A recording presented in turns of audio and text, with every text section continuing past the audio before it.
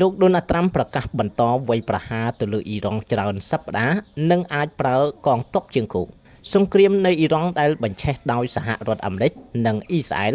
បានឈានចូលដល់ថ្ងៃទី5នៅថ្ងៃពុធទី4មីនាប្រធានាធិបតីសហរដ្ឋអាមេរិកលោកដូណាល់ត្រាំបានបញ្ជាក់ជាថ្មីថា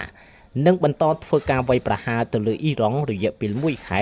ឬអាចច្រើនជាងនេះតែក្រៅពីការវាយប្រហារដោយបាញ់មីស៊ីលចេញពីនាវាចម្បាំងតាំងតែពីថ្ងៃសៅរ៍ទី28ខែកុម្ភៈមកចៅហ្វាយសេតវិមានបានប្រមានប្រើកងទ័ពជើងគោកដើម្បីវាយសម្រុកទៅលើទឹកដីអ៊ីរ៉ង់តែម្ដងសង្គ្រាមនៅអ៊ីរ៉ង់អាចនឹងរីកកាន់តែធំនិងកាន់តែយូរពិសេសវិមានប្រធានាធិបតីសហរដ្ឋអាមេរិកលោកដូណាល់ត្រាំបានប្រកាសដោយបញ្ជាក់ថានឹងបន្តធ្វើការវាយប្រហារទៅលើអ៊ីរ៉ង់រយៈពេល1ខែឬច្រើនជាងនេះប្រសិនបើចាំបាច់ចៅហ្វាយសេតវិមានក៏កោតសរសើរទៀតថាកងទ័ពអាមេរិកបានធ្វើប្រតិបត្តិការនៅអ៊ីរ៉ង់បានយ៉ាងល្អប្រសើរស្ទើរតែលើសការរំពឹងទុកទៅទៀតបើទោះបីជាសង្គ្រាមនេះត្រូវចំណាយពេលយូរនិងចំណាយប្រាក់ច្រើនក្តីក៏គ្មានបញ្ហានោះឡើយហើយសហរដ្ឋអាមេរិកអាចនឹងធ្វើបានជានិច្ចត្បិតកងទ័ពអាមេរិកមានសមត្ថភាពខ្លាំងដ៏មហិមាប្រតិបត្តិការវាយប្រហាររបស់សហរដ្ឋអាមេរិកទៅលើអ៊ីរ៉ង់ត្រូវបានលោកដូណាល់ត្រាំពន្យល់យ៉ាងក្បោះក្បាយជាលើកទី1ថាមានកម្មវត្ថុ4ជាចម្បងពោលគឺកំទេចសមត្ថភាពផលិតនិងប្រើប្រាស់មីស៊ីលប៉ាឡេស្ទិករបស់អ៊ីរ៉ង់និងបំផ្លាញមូលដ្ឋានយោធាអ៊ីរ៉ង់ធានាដាច់ខាតថាអ៊ីរ៉ង់នឹងគ្មានអាវុធនុយក្លេអ៊ែរព្រមទាំងបញ្ជាកុំឲ្យអ៊ីរ៉ង់បន្តជួយគ្រប់គ្រងក្រុមប្រដាប់អាវុធ Hezbollah នៅលីបង់និងក្រុមពួកហាម៉ាស់ប៉ាឡេស្ទីននៅកាហ្សាដោយបន្តការពីចំណាត់ការអាមេរិកអ្នកនាំពាក្យសេតវិមានលោកស្រី Caroline David បានប្រកាសនៅក្នុងបណ្ដាញសង្គមថាការសម្រេចចិត្តឲ្យបានកម្មវត្ថុ4នេះមានសារៈសំខាន់ខ្លាំងណាស់និងចាំបាច់បំផុតដើម្បីធានាការការពារសន្តិសុខសហរដ្ឋអាមេរិកឲ្យគេចផុតពីការគំរាមកំហែងពីក្រុមភារវនិយម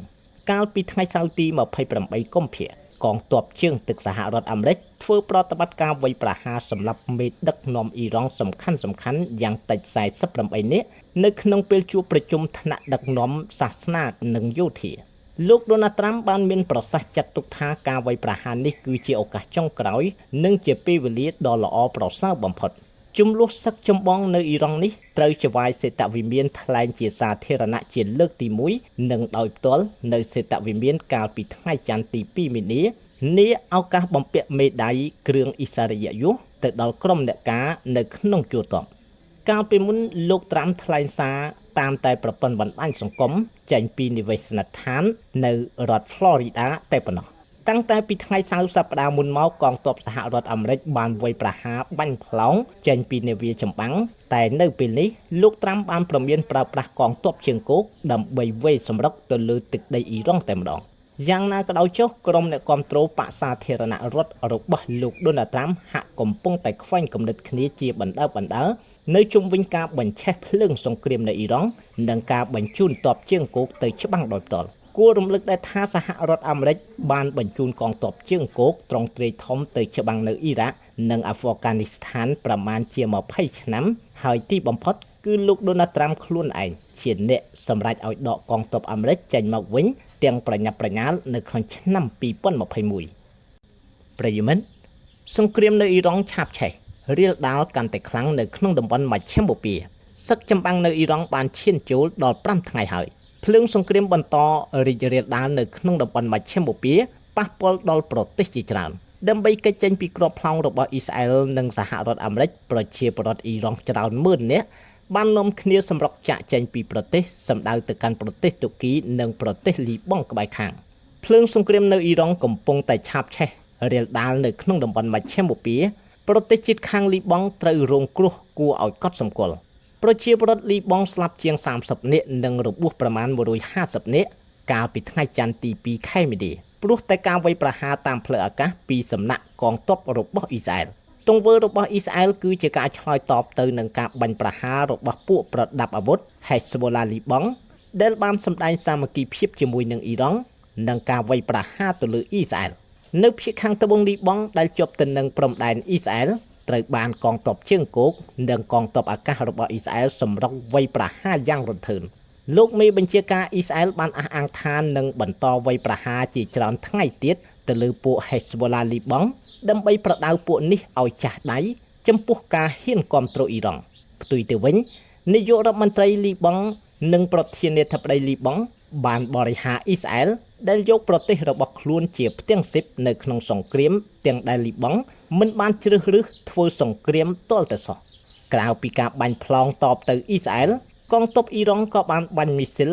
និងប្រើយានដ្រូនវាយប្រហារទៅលើបណ្ដាទីតាំងមូលដ្ឋានយោធានិងស្ថានទូតរបស់សហរដ្ឋអាមេរិកនិងអ៊ីស្រាអែលនៅក្នុងតំបន់មជ្ឈិមបូព៌ាតួយ៉ាងអ៊ីរ៉ង់បានបាញ់ប្លង់ទៅលើប្រទេសអារ៉ាប៊ីសាអូឌីតអេមីរ៉ាតអារ៉ាប់រួមកាតាអ៊ីរ៉ាក់បារ៉ែលហ្គូវេតអូម៉ង់និងសាក់ដានីជាដើមប្រព័ន្ធការពាររបស់ប្រទេសទាំងនេះបានស្ទាក់ចាប់មីស៊ីលនិងដ្រូនអ៊ីរ៉ង់បានជាច្រើនតែក៏មានធ្លោះធ្លួយនិងបណ្ដាលឲ្យផ្ទុះឆេះនៅក្នុងប្រទេសខ្លះជាស្ដែងស្ថានទូតសហរដ្ឋអាមេរិកនៅក្នុងប្រទេសកូវេតរងគ្រាប់នឹងឆេះផ្នែកលើហើយយន្តហោះចម្បាំងរបស់សហរដ្ឋអាមេរិកមួយគ្រឿងនៅកូវេតក៏ឆេះផងដែរនៅព្រលានយន្តហោះអ៊ីរ៉ាក់ដែលមានទ័ពសហរដ្ឋអាមេរិកឈរជើងក៏មានផ្ទុះឆេះដែរនៅមុខស្ថានទូតអាមេរិកនៅអ៊ីរ៉ាក់ច្របូកច្របល់ខ្លាំងព្រោះតែក្រុមបាតកោគាំទ្រអ៊ីរ៉ង់ប៉ាគីស្ថានដែលមានព្រំដែនជាប់នៅភាគខាងលិចជាប់ទៅនឹងអ៊ីរ៉ង់ក៏រងគ្រោះដោយប្រយោលផងដែរពលរដ្ឋប៉ាគីស្ថានយ៉ាងតិច17អ្នកស្លាប់និងរងរបួសជាច្រើនអ្នក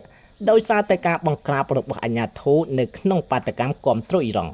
ក្នុងសង្គ្រាមរយៈពេល5ថ្ងៃមកនេះភាគីអ៊ីរ៉ង់បានស្លាប់យ៉ាងតិច555នាក់នេះបើយោងតាមតួលេខចំណែកឯអ៊ីស្រាអែលវិញមានអ្នកស្លាប់យ៉ាងតិច9នាក់និងបាត់ខ្លួន11នាក់និងរបួសជិត50នាក់កាលពីថ្ងៃអាទិត្យទី1មីនាព្រោះតែការបាញ់ប្លង់របស់អ៊ីរ៉ង់ត្រូវចំអគារស្នាក់នៅក្នុងកណ្ដាលទីក្រុងនៃប្រទេសអ៊ីស្រាអែលទីហ៊ានរបស់សហរដ្ឋអាមេរិកយ៉ាងហោចណាស់3នាក់ស្លាប់នេះបើតាមមន្ទីរបញ្ចកោណសហរដ្ឋអាមេរិកដោយអះអាងដែរថាសហរដ្ឋអាមេរិកបានកំទេចទីស្នាក់ការកណ្ដាលរបស់កងឆ្មាំបដិវត្តអ៊ីរ៉ង់ផងដែរលោកប្រធានាធិបតីអាមេរិកលោកដូណាល់ត្រាំបានអះអាងថាទ័ពសហរដ្ឋអាមេរិកបានសម្លាប់មេដឹកនាំអ៊ីរ៉ង់សំខាន់យ៉ាងតិច48នាក់ចំណែកឯអាជ្ញាធរអ៊ីរ៉ង់មិនបញ្ជាក់អំពីការខូចខាតនេះទេតែសារព័ត៌មាននៅក្នុងស្រុកអ៊ីរ៉ង់បានទទួលស្គាល់អំពីមរណភាពរបស់ប្រមុខដឹកនាំនៃកងឆ្មាំបដិវត្តអ៊ីរ៉ង់មេបញ្ជាការយោធានិងរដ្ឋមន្ត្រីការពារជាតិសង្គ្រាមនៅមជ្ឈិមបូព៌ានេះអាចនឹងរីកកាន់តែធំត្បិតមេដឹកនាំអាមេរិកថានឹងត្រូវប្រយុទ្ធពី4ទៅ5សប្តាហ៍រដ្ឋាភិបាលអង់គ្លេសបានយល់ព្រម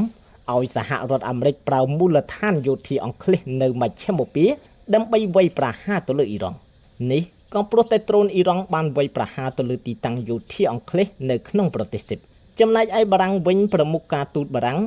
បានបញ្ជាក់ថារដ្ឋាភិបាលទីក្រុងប៉ារីសត្រៀមខ្លួនរួចជាស្រេចដើម្បីការពារទីតាំងមូលដ្ឋានរបស់បារាំងនៅក្នុងតំបន់មជ្ឈិមបូព៌ាពិសេសគឺនៅអេមីរ៉ាតអារ៉ាប់រួមនិងសាក់ដានីប្រជាពលរដ្ឋអ៊ីរ៉ង់បន្តនាំគ្នាសម្រុកចាក់ចេញពីប្រទេសដើម្បីរកកន្លែងសុវត្ថិភាពដូចជាទៅកាន់ប្រទេសទូគីនិងលីបង់តែរដ្ឋមន្ត្រីមហាផ្ទៃទូគីបានប្រកាសបិទព្រំដែន